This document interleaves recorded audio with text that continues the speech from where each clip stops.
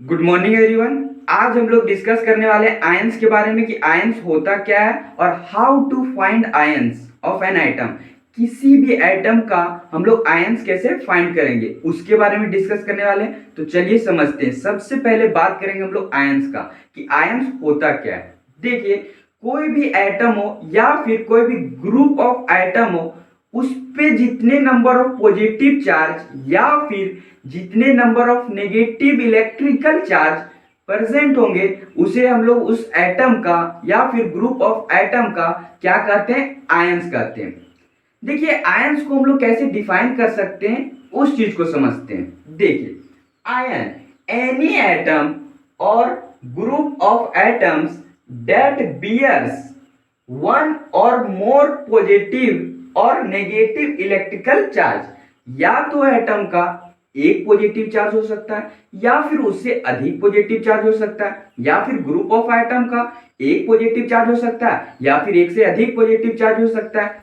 Same इसी प्रकार से उसमें या तो नेगेटिव चार्ज भी प्रेजेंट हो सकते हैं, किसमें, एटम्स में, या फिर ग्रुप ऑफ एटम में। तो उसे हम लोग क्या कहते हैं, आयंस कहते हैं।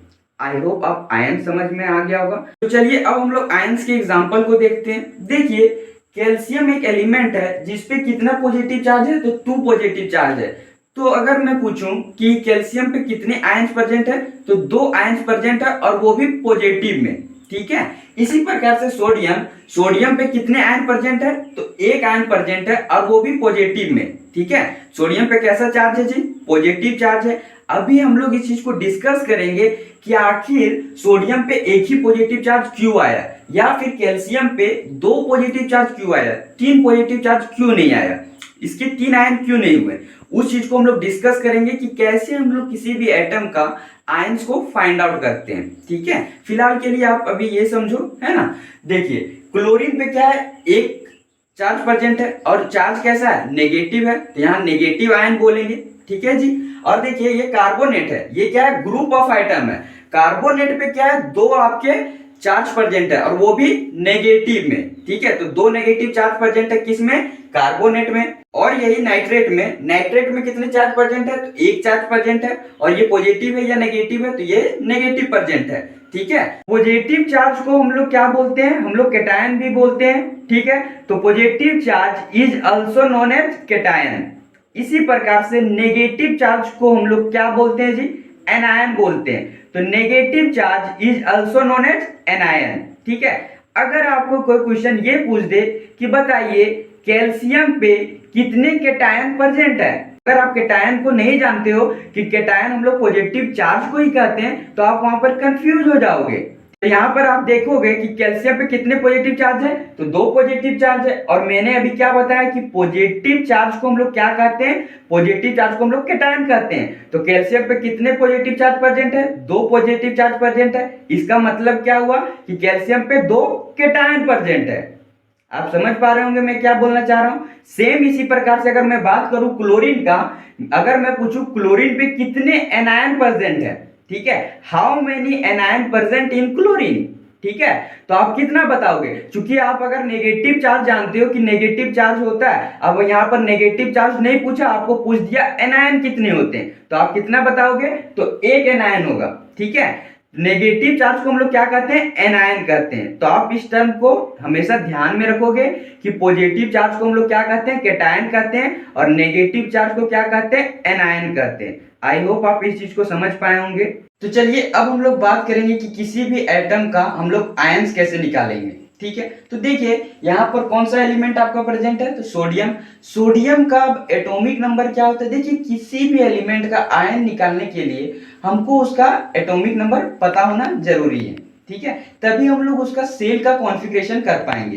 क्योंकि आपको पता है कि किसी भी एलिमेंट का सेल का कॉन्फ़िगरेशन करने के लिए उस एलिमेंट का हमको एटॉमिक नंबर पता होना जरूरी है। ठीक है जी। अब सोडियम का एटॉमिक नंबर क्या होता है, 11 होता है। जब आप इसे सेल में बांटोगे तो कैसे बटेगा, तो 2, 8 और 1 में बटेगा। ठीक है जी। क्यों, क्योंकि आपको पता है कि सोडियम का एटॉमिक नंबर क्या है, 11 है, तो 2 इलेक्ट्रॉन 8 इलेक्ट्रॉन और 1 इलेक्ट्रॉन। ये सेल का कॉन्फ़िगरेशन है। आपको ये बात पता होगा कि किस सेल में कितने इलेक्ट्रॉन प्रेजेंट होंगे, इसके लिए एक फॉर्मूला है। वो फॉर्मूला क्या है जी? तो वो फॉर्मूला है आपका 2n² का। इससे आप आसानी से निकाल सकते हो कि किस सेल में कितने इलेक्ट्रॉन प्रेजेंट होंगे। n यहाँ पर क्या बताता है? नंबर ऑफ सेल को बताता है। अगर नंबर ऑफ सेल 1 रहेगा तो यहाँ पर आप n की जगह 1 ले लोगे, ठीक है। और अगर नंबर ऑफ सेल अगर 2 रहेगा तो n की जगह आप 2 ले लोगे। तो इससे क्या होगा, आपको ये पता चल जाएगा कि किस सेल में कितने इलेक्ट्रॉन प्रेजेंट होते हैं। देखिए, कोई भी एलिमेंट है वो स्टेबल रहना चाहता है। अब स्टेबल कैसे रहेगा?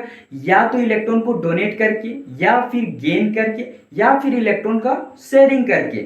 इस प्रकार से कोई भी एलिमेंट क्या रह सकता है? स्टेबल रह सकता है। अब आप यहाँ देखोगे कि सोडियम का जो वैलेंस इलेक्ट्रॉन है वो कितने हैं? 1।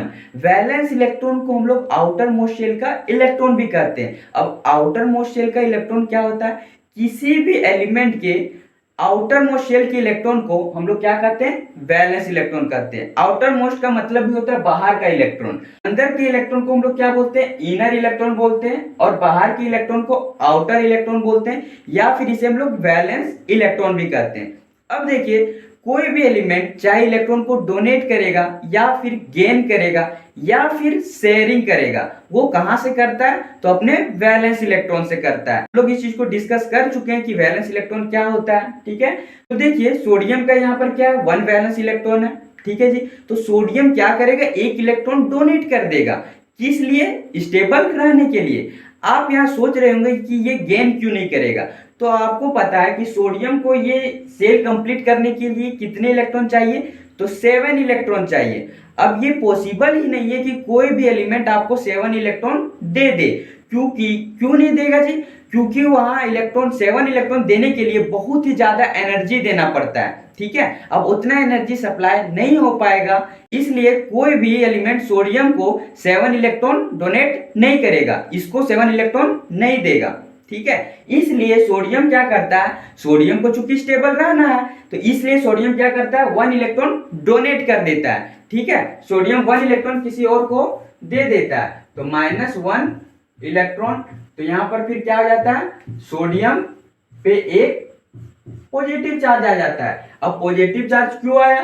क्योंकि सोडियम जो है अपना एक आउटर मोस्ट शेल के इलेक्ट्रॉन को क्या किया? डोनेट कर दिया, किसी को दे दिया, ठीक है। इसलिए इस पे पॉजिटिव चार्ज आ गया। अब इसका कॉन्फ़िगरेशन कैसा हो जाएगा? तो इसका कॉन्फ़िगरेशन हो जाएगा 2-8 हो जाएगा, ठीक है। तो देखिए, ये क्या है? स्टेबल हो चुका है। 2-8 स्टेबल है। चूंकि आपको ये बात पता है कि 1 से लेकर 20 तक के एलिमेंट का जो कॉन्फ़िगरेशन चलता है वो कैसे चलता है? तो 2, 8, 8, 18 के हिसाब से चलता है, ठीक है जी। तो यहां पर देखोगे कि सेकंड सेल में कितने इलेक्ट्रॉन चाहिए थे? 8 इलेक्ट्रॉन चाहिए थे, और 8 है, मतलब ये क्या है? सोडियम स्टेबल हो गया। तो सोडियम आयन यहां पर स्टेबल है, सोडियम स्टेबल नहीं था, ठीक है। आप इस चीज को ध्यान में रखोगे। सोडियम और सोडियम आयन में बहुत ही डिफरेंस है। तो सोडियम पे यहाँ एक पॉजिटिव चार्ज आया, ठीक है। आपको यहाँ पर पता चल गया होगा कि सोडियम पे कितने कैटायन प्रेजेंट है? तो आपके एक कैटायन प्रेजेंट है। और एक कैटायन आया कैसे? क्योंकि सोडियम ने एक इलेक्ट्रॉन डोनेट किया, इसलिए सोडियम पे एक कैटायन आया। अगर सोडियम 2 इलेक्ट्रॉन डोनेट करता तो सोडियम पे 2 कैटायन आते, लेकिन सोडियम 2 इलेक्ट्रॉन डोनेट ही नहीं कर सकता। क्यों नहीं कर सकता? क्योंकि उसके आउटर मोस्ट शेल में तो एक ही इलेक्ट्रॉन थे। इसलिए सोडियम क्या करता है? एक इलेक्ट्रॉन डोनेट करता है, और एक इलेक्ट्रॉन डोनेट करता है इसलिए उस पे एक पॉजिटिव चार्ज होते हैं, या फिर हम लोग ये बोल सकते हैं कि सोडियम पे एक कैटायन प्रेजेंट होते हैं। देखिए, अब हम लोग पता करेंगे कि कैल्शियम पे कितने आयंस प्रेजेंट होंगे। पॉजिटिव आयन प्रेजेंट होंगे या फिर नेगेटिव आयन प्रेजेंट होंगे, ये हम लोग को पता नहीं है। अब हम लोग चलिए इस चीज को पता करते हैं। सबसे पहली बात आता है कि कैल्शियम का एटॉमिक नंबर कितना होता है। तो कैल्शियम का एटॉमिक नंबर 20 होता है, ठीक है। तो चलिए हम लोग इसको सेल में बांटते हैं, ठीक है जी। तो सेल में कैसे बटेगा? 2, 8, 8, 2, ठीक है। ये क्या हुआ? कैल्शियम का इलेक्ट्रॉनिक कॉन्फ़िगरेशन हुआ, ठीक है जी, सेल का। तो देखिए, कैल्शियम के यहाँ पर कितने वैलेंस इलेक्ट्रॉन है? 2 वैलेंस इलेक्ट्रॉन है। तो कैल्शियम क्या करेगा जी? 2 इलेक्ट्रॉन डोनेट करेगा। तो कैल्शियम यहाँ से जब 2 इलेक्ट्रॉन डोनेट कर देता है तो होता क्या है? कैल्शियम पे आपका 2 पॉजिटिव चार्ज आ जाते हैं, और कैल्शियम का जो सेल का जो कॉन्फ़िगरेशन है वो क्या हो जाता है? तो 2, 8, 8 हो जाता है, ठीक है। तो कैल्शियम आयन का जो सेल है वो क्या है? आपका कंप्लीट है, इसका सेल का कॉन्फ़िगरेशन। और आप देखोगे कि कैल्शियम पे कितने पॉजिटिव चार्ज आए, 2 पॉजिटिव चार्ज, तो हम लोग ये बोल सकते हैं कि कैल्शियम पे 2 कैटायन प्रेजेंट है। ठीक है जी। तो हम लोग यहाँ पर ये समझ चुके हैं कि कोई भी एलिमेंट जितने नंबर ऑफ इलेक्ट्रॉन डोनेट करेंगे उस पे उतना ही पॉजिटिव चार्ज आएगा, और कोई भी एलिमेंट जितने नंबर ऑफ इलेक्ट्रॉन गेन करेगा उस पे उतना नेगेटिव चार्ज आएगा। तो चलिए अब हम लोग एक और एलिमेंट से इस चीज को समझने का प्रयास करते हैं। देखिए ये कौन सा एलिमेंट है जी, ऑक्सीजन है। ऑक्सीजन का एटॉमिक नंबर क्या होता है, 8 होता है। जब हम लोग इसे सेल में बांटेंगे तो होता क्या है, 2 और 6 में बढ़ता है। ठीक है, अब आपको पता है कि सेकेंड सेल कंप्लीट करने के लिए हम लोग को 2 इलेक्ट्रॉन और चाहिए, तभी ये सेल क्या होगा, कंप्लीट होगा। क्योंकि सेकेंड सेल में कितने इलेक्ट्रॉन मैक्सिमम आ सकते हैं, तो 8 इलेक्ट्रॉन आ सकते हैं, और यहाँ पर कितने इलेक्ट्रॉन है, 6 इलेक्ट्रॉन है। मतलब इसको 2 इलेक्ट्रॉन अगर कोई दे दे तो इसका सेल क्या हो जाएगा, कंप्लीट हो जाएगा। किसका सेल जी, तो ऑक्सीजन का सेल। ठीक है, तो ये क्या करता है, किसी दूसरे एलिमेंट से 2 इलेक्ट्रॉन को गेन कर लेता है। ठीक है, तो यहाँ पर क्या हो जाएगा, +2 इलेक्ट्रॉन, और ऑक्सीजन पे यहाँ पर क्या हो जाएगा, आपका 2 माइनस आ जाएगा। क्यों 2 नेगेटिव चार्ज आएंगे, क्योंकि वो क्या कर रहा है, 2 इलेक्ट्रॉन दूसरे एलिमेंट से गेन कर रहा है, ले रहा है, इसलिए इस पे नेगेटिव चार्ज आएंगे। और इसका जो सेल का कॉन्फ़िगरेशन है वो कैसा हो जाएगा, तो 2 8 हो जाएगा। देखिए यहाँ पर जो ऑक्सीजन है, ऑक्सीजन आयन, ये स्टेबल है, जबकि ये ऑक्सीजन स्टेबल नहीं था। ठीक है, तो अगर मैं पूछूं कि ऑक्सीजन पे कितने एनायन प्रेजेंट है, तो 2 एनायन प्रेजेंट है। क्योंकि हम लोग इस चीज को जान चुके हैं कि किसी भी एलिमेंट में जितने आपके नेगेटिव चार्ज प्रेजेंट होंगे वो उसका क्या होता है, एनायन होता है। ठीक है, और जिस एलिमेंट का जितना पॉजिटिव चार्ज प्रेजेंट होता है वो उसका क्या होता है, कैटायन होता है। ठीक है, तो ऑक्सीजन का कितना एनायन है, तो 2 एनायन है। आई होप आप समझ गए होंगे कि किसी भी एलिमेंट का हम लोग एनायन या फिर कैटायन कैसे निकालते हैं। मैं उम्मीद करता हूं कि इस वीडियो में मैंने जितनी चीजों के बारे में एक्सप्लेन किया वो आप अच्छे से समझ गए होंगे। देखिए सेल के बारे में अगर आपको और भी इंफॉर्मेशन लेना है कि सेल का कॉन्फ़िगरेशन कैसे होता है किसी भी एलिमेंट का, ठीक है, तो उस वीडियो का लिंक मैं डिस्क्रिप्शन में दे दूंगा, आप वहां पर जाकर उस चीज को देख सकते हो। ठीक है, अगर कोई भी डाउट इस वीडियो में रह जाता है तो आप मुझे कमेंट करें।